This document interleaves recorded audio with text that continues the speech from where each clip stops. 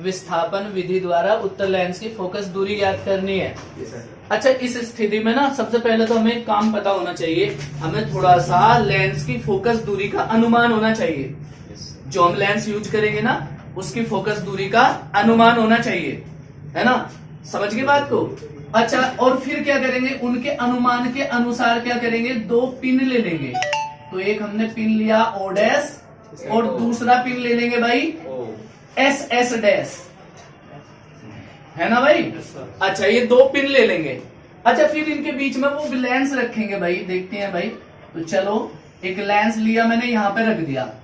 ये एक लेंस के L1 स्थिति है, मतलब ये मैंने इधर उधर को खिसका के इसे ऐसा रखा होगा जहां पे इसका मैंने चित्र देखा है ना, तो इसके नीचे बनना था, और इसका देखा तो इसके नीचे बनना था। ठीक है भाई। तो इसकी देखो, चित्र बनने के लिए एक लाइन कहां से जाती है भाई, सी से जाती है। तो मैंने एक लाइन सी से खींच दी भाई ऐसे, है ना।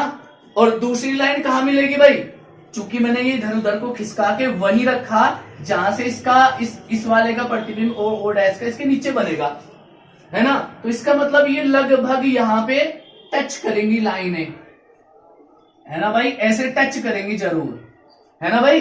तो क्यों टच करेंगी, पहली बात तो ये समझो क्यों, क्योंकि मैंने इसे इधर उधर को खिसका के रखा ही वही है जहां पहले वाले का प्रतिबिंब बनता है दूसरे के नीचे, यानी कि आप देख सकते हो यहां पे भाई।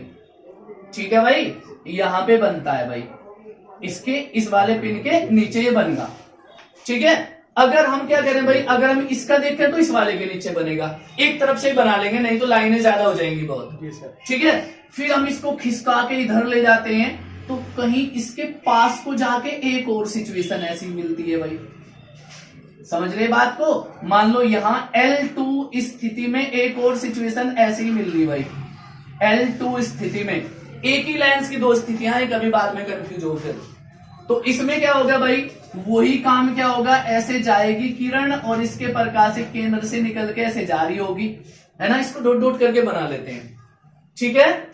और ये किरण ऐसे ही आगे बढ़ाओ, ये तो समांतर ऐसे ही बढ़ जाएगी, और ये भी क्या होगा भाई, ठीक यहां पे मिलेगी।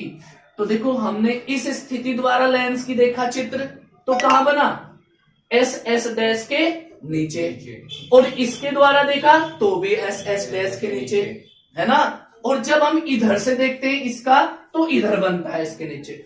ठीक है। उधर वाली में लाइनें नहीं खींच रहा हूं क्योंकि यहां ज्यादा लाइनें हो जाएंगी फिर, तो समझ रहे हैं ना बात को भाई। तो ये एक ही लेंस की दो स्थितियां, कभी कंफ्यूज हो जाओ बाद में कि L1 L2 दो अलग अलग लेंस है, नहीं, है ना, एक ही लेंस है। ठीक है भाई। तो ये ओ डैश और एस एस डैश दो पिन है। ठीक है। अच्छा, अब हम क्या करते हैं भाई, इनके बीच की दूरी को कुछ मान लेते हैं, पिनों के बीच की दूरी को स्मॉल a। ठीक है। और इन स्थितियों के बीच की दूरी को स्मॉल d मान लेते हैं भाई, है ना। इतना इतना इनको हम सपोज कर लेते हैं। अच्छा देखो, अगर हम इस लेंस की बात करें तो इससे देखो, ये वस्तु रखी है यहाँ पे, चलो मैं थोड़ा नीचे को बना रहा हूं भाई, यहाँ पे वस्तु रखी है, तो वस्तु की दूरी कितनी हो भाई, u, और प्रतिबिंब की कितनी हो v। तो इधर चित्र इसके नीचे ही बनना, तो यहां तक की दूरी कितनी हो जाएगी, v, है ना। तो देखो, पहली स्थिति की बात हो रही है अभी। तो पहली स्थिति में देखो, इस L1 से ओ डैश वस्तु u दूरी पर है, और इसका चित्र कहां बनना, इसके नीचे, यानी कि v दूरी पर। लेकिन अगर इसका देखते हम, तो क्या होता भाई, इसके द्वारा देखो u तो ये होती वस्तु, है ना, और चित्र कहां बनता इसका, इसके नीचे, मतलब यहां से यहां तक। तो अगर उधर से देखते तो क्या हो जाता भाई, u ये हो जाता और v ये। अरे इधर से देख रहे मतलब इसका चित्र इसके नीचे बनना, उससे देख रहे तो क्या हो रहा, u ये है और v ये है ना। तो u हो वस्तु की दूरी, तो ये से वस्तु मान के देख रहे, तो चित्र इसके नीचे बनना, यानी v ये हुई। अगर हम इसे एस एस डैश को वस्तु मान के देख रहे, तो वस्तु का ये हुआ और v ये हुई, है ना। अच्छा, अब देखो यहां पे हम एक काम करते हैं, इसमें देखते हैं चित्रानुसार। अगर हम चित्रानुसार एक काम करें, इसमें से ए और डी निकालना है, तो सबसे पहले मुझे बताओ ए का वैल्यू क्या होगा, ए का मान बताओ जल्दी।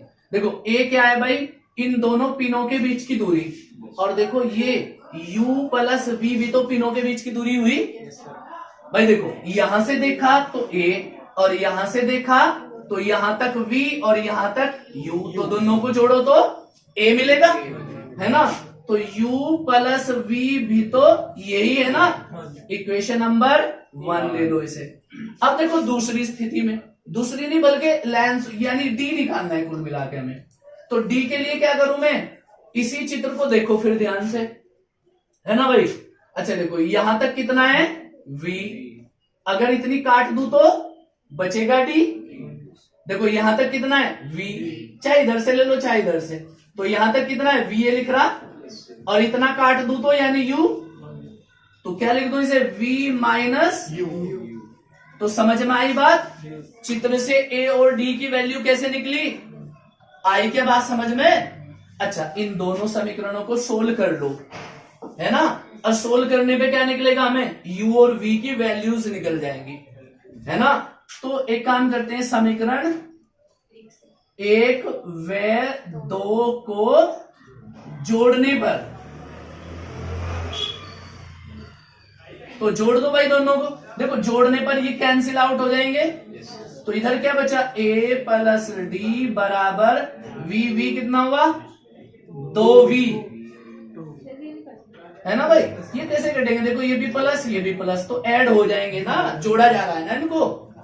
अच्छा ये था प्लस ये था माइनस, तो इसलिए कैंसिल हुआ, है ना, जोड़ने पर कैंसिल हो जाएगा, एक प्लस है एक माइनस है। तो यहां से हम v अगर निकाल लेंगे तो a प्लस डी बटे 2 बराबर v, है ना भाई। इसको समीकरण नंबर 3 मान लेते हैं, चलिए भाई ठीक है कोई बात नहीं।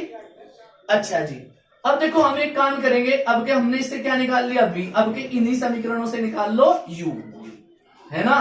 तो मैं यहां पे लिख रहा हूं पुनः समीकरण 1 से समीकरण 2 को घटाने पर, देखो अब के घटा दो, चूंकि देखो जब हम इसको घटाएंगे तो ध्यान से यहीं से देख लो, घटाएंगे तो ये माइनस ये प्लस हो जाएगा, तो देखो फिर क्या होगा, ये कैंसिल हो जाएंगे। तो थोड़ा कल्पना करो, देखो ये कैंसिल हो गया तो ये क्या बचा, समझो यहीं पे a माइनस डी हुआ ना, और इक्वल टू कितना हुआ, देखो अब के v से v कट गया तो u plus u equal to 2u ऐसा बना देते हैं, है ना भाई। अच्छा इसको इधर लाएंगे तो a माइनस डी बटे 2 बराबर u, समीकरण नंबर 4 ये बन गया भाई हमारा। तो यहां तक बात समझ में आई।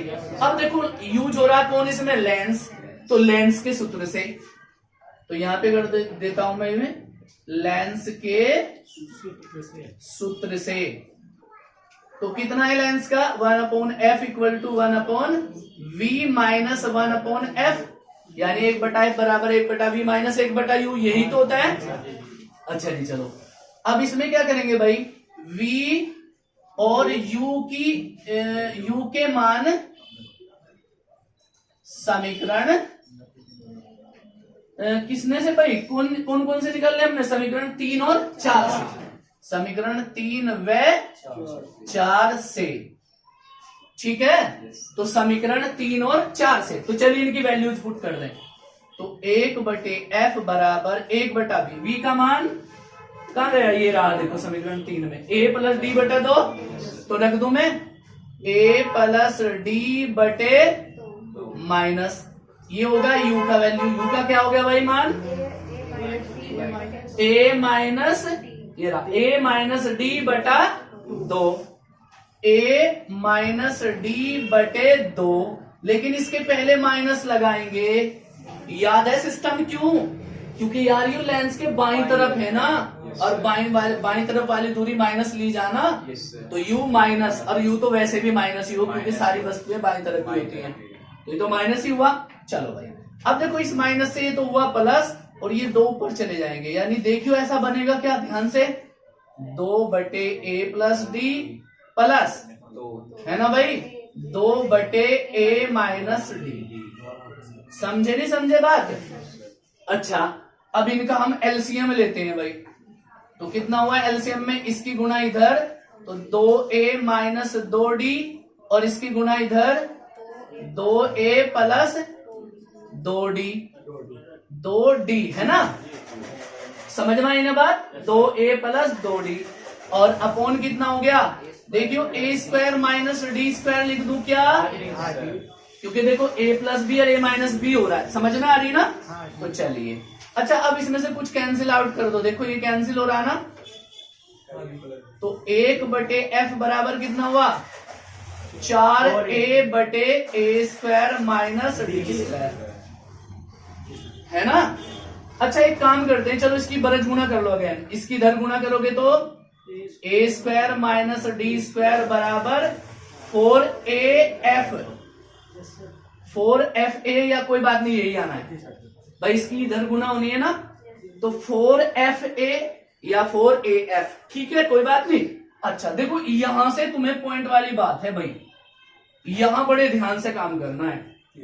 अच्छा एक बात बताओ, थोड़ा सोचो यार, देखो ए स्क्वायर में से डी स्क्वायर घट के इसके बराबर हो रहा है, आ रही क्या दिमाग में बात, ए स्क्वायर में से डी स्क्वायर घटा तब 4af के बराबर है, अगर ना घटता तो ए स्क्वायर बड़ा ना हो जाता। फिर थोड़ा सोचो भाई, ए इसमें तो कुछ घटा तब इसके इक्वल हुआ, और ना घटे तो ए बड़ा हो जाएगा। फिर तो क्या मैं ऐसा लिख सकता हूं, ए स्क्वायर बड़ा है 4f से, लिख सके ना भाई, घटा में तो इक्वल है, ना घटा में तो बड़ा हो जाएगा फिर।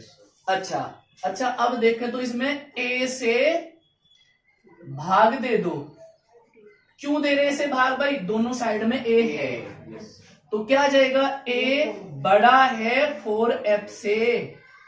और देखो यही तो हमें प्रूव करना था,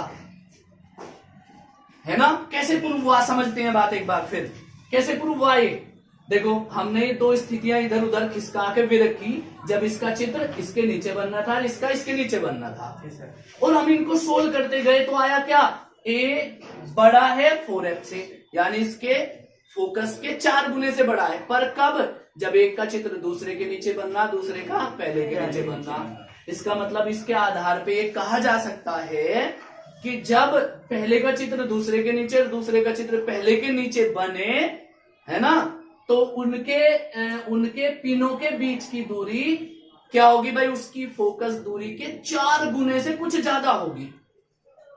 इसके आधार पे यही तो कहा जा रहा है, नहीं भाई समझे नहीं बात भाई। देखो a बड़ा है 4f से, और ये क्या है भाई, पिनों के बीच की दूरी, यानी पिनों के बीच की दूरी इसके 4f से यानी f के 4 गुने से थोड़ी सी अगर बड़ी हो तो क्या होगा, पहले का चित्र दूसरे के नीचे बनेगा, दूसरे का पहले के नीचे बनेगा, है ना। और बस यही तो इसका प्रूफ है भाई।